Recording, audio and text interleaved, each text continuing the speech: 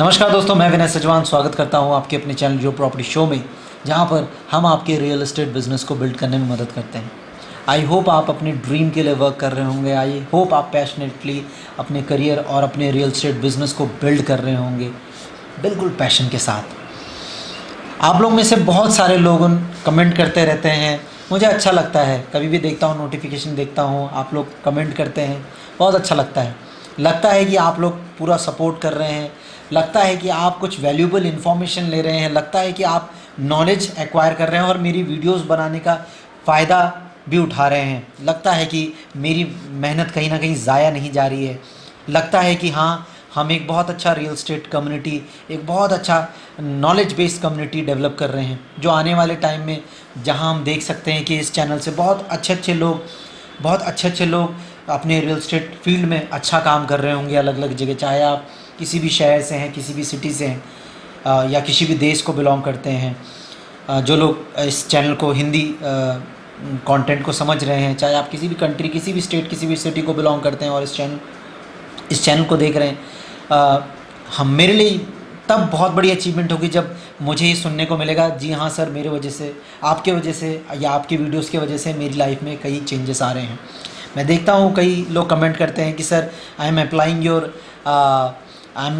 Your strategies, जो भी आप हमें बताते हैं, जो भी आप अपनी इन्फॉर्मेशन शेयर करते हैं, वो कहीं ना कहीं हम अपने लाइफ में अप्लाई कर रहे हैं, अपने रियल एस्टेट बिज़नेस में अप्लाई कर रहे हैं और हमें फ़ायदा मिल रहा है। मुझे भी बहुत खुशी मिलती है। हाँ, खैर एनीवेज़, आगे बढ़ते हैं। आप में से बहुत सारे लोगों ने कमेंट किया था, तो आज मैं उन कमेंट्स का कुछ जवाब देने जा रहा हूँ। कुछ सवाल पूछे थे और बहुत इंपॉर्टेंट है, सेलिंग से रिलेटेड, डील से रिलेटेड। तो आज उन कमेंट्स का मैं आप लोग को जवाब दूंगा और आप लोग को आपके सवाल के जवाब मिलेंगे। पहला कमेंट है रांची प्रॉपर्टीज़ से। इन्होंने पूछा है, अगर हम एक बार बायर को सेलर से मीटिंग करवा दें और बाद में वो दोनों आपस में डील कर लेते हैं, वो भी बिना हमें बताए, इसका क्या उपाय है? रांची प्रॉपर्टीज़ बहुत अच्छा काम कर रहे हैं, ये प्रॉपर्टीज़ वगैरह लिस्ट करते हैं। तो इन्होंने एक सवाल पूछा हुआ है कि एक बार बायर को और सेलर को मीटिंग करवा दें, आपस में अगर वो मिल जाते हैं तो, और हमें साइड दरकिनार कर देते, तो क्या कर सकते हैं हम इसके लिए? देखिए, आपको याद होगा, मैंने एक बार आप लोग के साथ एक वीडियो शेयर की थी, एक वीडियो बनाया था जिसमें मैंने आपको कहा था कि कभी भी आप किसी क्लाइंट के साथ काम करते हैं, चाहे सेलर हो बायर हो, आप एक एग्रीमेंट बना के उनके साथ वर्क कर सकते हैं। दूसरा बहुत इंपॉर्टेंट बात है, समझिएगा, रियल एस्टेट बिजनेस में दो चीज़ें हैं। एक तरफ है बायर और एक तरफ है सेलर। एक तरफ है बायर जो क्लाइंट है जिसको प्रॉपर्टी लेनी है, और एक तरफ है सेलर, प्रॉपर्टी ओनर, जो प्रॉपर्टी बेच रहा है। अब इन दोनों में से कोई एक आपके साथ होना चाहिए, एक आपके साथ खास होना चाहिए, एक आप पे रिलाई करना चाहिए। मतलब एक आपका भरोसे का बंदा होना चाहिए, भरोसे का व्यक्ति होना चाहिए। आपको लगना चाहिए कि हाँ, ये आप पे रिलाई करता है, या फिर ये रिलाई करता है, या फिर ये रिलाई करता है। अगर कोई एक व्यक्ति भी आपके साथ है ना, तो आपका काम आसान है। आप 100% अगर ये डील होगी भी तो आपको आपकी पेमेंट मिलेगी। ये डील सक्सेसफुल अगर कहीं ना कहीं हो जाती है, चाहे वो बैकएंड में भी, लेट्स सपोज फॉर एग्जांपल, ये प्रॉपर्टी सेलर है, क्लाइंट को तो आपने प्रॉपर्टी दिखा दी, पर वो क्या करता है, बैकएंड से जाने की कोशिश करता है। वो कहता है यार ये ब्रोकर है, इसको कौन कमीशन दे। अपना एंड से जाते हैं और ओनर से मिलते हैं, प्रॉपर्टी ओनर से मिलते हैं और उनसे बात करते हैं। क्या पता रेट कम हो जाए, हो सकता है ब्रोकर ज़्यादा पैसा मांग रहा हो, ठीक है। बैकएंड से जाते हैं और देखते हैं कि कम डील में पैसा मिल जाए, कमीशन बचाने के चक्कर में, या whatever you want to say. हो सकता है उनके मन में ये हो कि ब्रोकर ज़्यादा मांग रहा है, वट एवर, तो जो कि गलत कर रहा है क्लाइंट। बैकएंड से गया, बात की। सेलर आपका भरोसे का बंदा है, आपको पता है सेलर धोखा नहीं देगा मुझे, ठीक है। वो क्लाइंट अगर बैकएंड से जाएगा भी और बाद में सेलर आपको बता देगा कि यार ऐसा ऐसा हुआ था, वो क्लाइंट अपने एंड पे आया था। क्यों? क्योंकि उस सेलर को पता है उसको आपके साथ लॉन्ग टर्म काम करना है। सिमिलरली लेट्स सपोज ये सेलर है, ये तो यहाँ आपकी डील ख़राब नहीं होगी। अगर मीटिंग हो भी जाती है, कुछ चीज़ें हो भी जाती है, आपने सेलर से बात कर रखी है, आपका कमीशन आपको मिल जाएगा। या सेलर को, बायर को ये पता चल जाता है कि लेट्स सपोज सेलर ने ये बोला कि आप आए हैं, मेरे पास आए हैं अपने एंड में, बट आप एक काम कर सकते हैं, आप उनसे बात कर सकते हैं, आपको इस प्रॉपर्टी में डील करनी है। तो अगर वो सही सेलर होगा तो ये बोल सकता है कि आप भले ही बैक एंड से आए हैं without informing that broker, but आप उनसे डिस्कस कर सकते हैं, क्योंकि मैं उन्हीं के साथ वर्क कर रहा हूँ, मैंने उन्हीं को ऑथराइज़ कर रखा है, अगर वो सही सेलर होगा तो।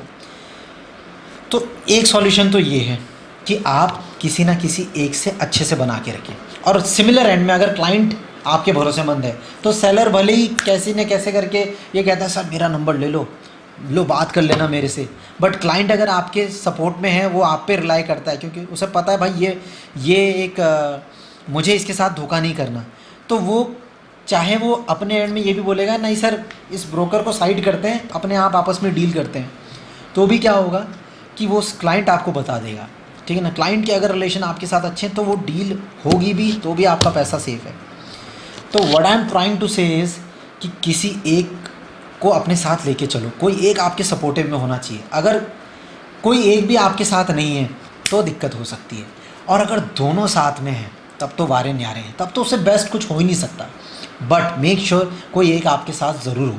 So that is the power of real estate business. अब जैसा कि मैंने आपको कहा कोई एक सपोर्ट में होना चाहिए तो काम आसान हो जाएगा। अब यहाँ बात आती है कि लेट्स सपोज दोनों ही दिक्कत कर लें, दोनों ही तेज निकल गए, दोनों ने ही बोला यार इस ब्रोकर को दरकिनार करो, तो भैया वो नौबत मत आने दो, वो नौबत आने मत दो। अपने आप को ऐसा बनाओ, अपने मार्केट में, अपने सराउंडिंग में, जिस लोकल मार्केट में आप काम कर रहे हो वहाँ अपना नाम इस तरह से बनाओ, इस तरह से ब्रांड क्रिएट करो, अपनी ऐसी पोजिशनिंग करो कि जो सेलर है और बायर है उसको लगे भाई ये एक रेपुटेड नेम है अपने लोकल मार्केट में। अपनी पर्सनैलिटी को इस तरह से रखो, मतलब कहीं पे भी कमज़ोर मत पड़ो, चाहे लीगल एस्पेक्ट में हो, चाहे पर्सनैलिटी के मामले में हो, चाहे कम्युनिकेशन के मामले में हो, चाहे किसी भी मामले में हो, मतलब हल्के मत पड़ना। दूसरा तरीका तो ये है कि या तो either you can make an agreement with them, मतलब काम करने से पहले अगर आपको लगता है यार भरोसा है ही नहीं तो एग्रीमेंट बनाना है तो आप एग्रीमेंट बना सकते हो, या तो सेलर के साथ या तो बायर के साथ। और मैं आपको देखिए, अब मैं आपको पर्सनल सजेशन ये दूंगा, ये मेरा पर्सनल रिकमेंडेशन है, पर्सनल सजेशन है। जब भी आप किसी प्रॉपर्टी सेलर को, प्रॉपर्टी बायर के साथ काम कर रहे हो या प्रॉपर्टी सेलर के साथ काम कर रहे हो, या किसी क्लाइंट को प्रॉपर्टी सर्व कर रहे हो, क्लाइंट प्रॉपर्टी सेलर व्हाटएवर जिसके साथ भी आप काम कर रहे हो, मेक श्योर वो भरोसे का व्यक्ति होना चाहिए। देखिए मैं आपको हमेशा एक बात कहता हूँ, this business is all about people. ये लोगों का व्यापार है, ये प्रॉपर्टी का काम नहीं है, समझो इस चीज़ को। प्रॉपर्टी इज़ मटेरियल थिंग, वो एक प्रोडक्ट है, उसको आपको बेचना है, प्रॉपर्टी सर्व करनी है, बट काम किस चीज़ का है? काम लोगों का है। तो लोगों को पहचानने की कला आपको होनी चाहिए कि कौन सा व्यक्ति सही है, मुझे किसके साथ काम करना है, किसके साथ नहीं करना है, वो फिल्टर करना ज़रूरी है, ठीक है। तो रांची प्रॉपर्टीज़, मैं आपको ये कहना चाहूँगा कि आप बेहिचक होके काम करें, धड़ल्ले से काम करें, मस्त तरीके से, बिंदास तरीके से काम करें, बट मेक श्योर कि क्लाइंट और सेलर को पहचानिए कि किसके साथ आपको काम करना है, किसके साथ नहीं काम करना है। ये चीज़ें बहुत इंपॉर्टेंट है। आई होप आपको ये चीज़ समझ में आई होगी। अब नेक्स्ट क्वेश्चन पे जाते हैं जल्दी से जल्दी। Sir I want to increase my sale, Suleman Tahir हैं, बहुत कमेंट करते रहते हैं ये, अच्छा लगता है मुझे भी कि someone who is very active और कमेंट करते रहते हैं। तो इन्होंने एक सवाल पूछा है, how to increase my sale, कैसे मैं अपनी सेल को बढ़ाऊँ। सेल बढ़ाने का तरीका क्या है? देखिए जैसा कि मैंने आपको कहा, आप अपने आप पे वर्क कीजिए, अपने पर्सनालिटी पे वर्क कीजिए, अपने बिज़नेस पे वर्क कीजिए। सबसे पहला काम आपके रियल एस्टेट बिज़नेस में जो होना चाहिए वो होना चाहिए आपकी प्रॉपर्टी होल्ड पे होनी चाहिए।